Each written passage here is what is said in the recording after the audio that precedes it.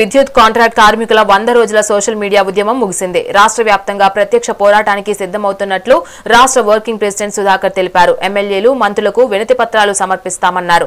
Contract కార్మికుల క్రమబద్ధీకరణ, మూడో party విధానం రద్దు, సమాన పనికి సమాన వేతనం, ఉద్యోగ భద్రత కల్పించాలని డిమాండ్ చేశారు. సమస్యలు పరిష్కారం కాకపోతే జేఏసీ ఆధ్వర్యంలో సమ్మెకు దిగుతామని హెచ్చరించారు. ముందుగా Andhra Pradesh electricity contract employees association 304 నుండి మీడియా మిత్రులకి మీ సహకారాన్ని కృతజ్ఞతలు తెలియజేస్తున్నాం.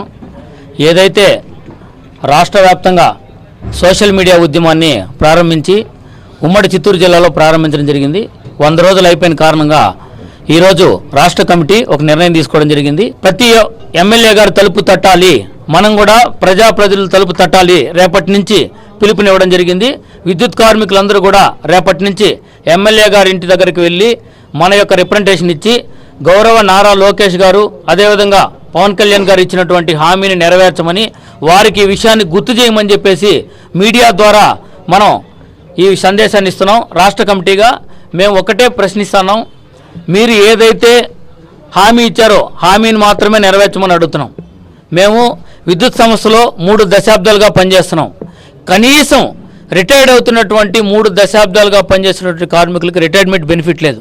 ఒక ప్రమాదం జరిగితే హాస్పిటల్లో వైద్యం లేదు. ప్రభుత్వం యొక్క ఘనత ఇంకొక విషయాన్ని కూడా మీ మీడియా ద్వారా తెలియజేస్తున్నాం. మాకు విద్యుత్ సంస్థలో పనిచేసేటువంటి కార్మికులకి మాకు రేషన్ కార్డు కూడా లేదు.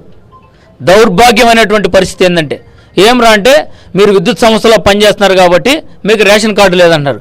మాకు వచ్చే 20,000 25,000 జీతంతో రేషన్ కార్డు కూడా తీసేసి కనీసం హైటెన్షన్ టవర్ మీద నుంచో పోల్ మీద నుంచో పడిపోతే మీరు తిరుపతిలో ఎలైట్ హాస్పిటల్లో అడగండి. ఎన్ని యాక్సిడెంట్లో ఎన్నిసార్లు సీఎండీ గారిని కలిసామో, ఎన్నిసార్లు మేనేజ్మెంట్ కలిసామో, ఎన్నిసార్లు మీడియా ద్వారా సోషల్ మీడియా ద్వారా మేము ప్రతినిత్యం చెప్తూనే ఉన్నాం. ఈరోజు అందరి కడుపు కాలి ఇక మా వల్ల కాదు మహాప్రభు, 2.5 సంవత్సరం అయిపోయింది, ఎవరు స్పందించడం లేదు అని చెప్పి చిన్నగా సోషల్ మీడియా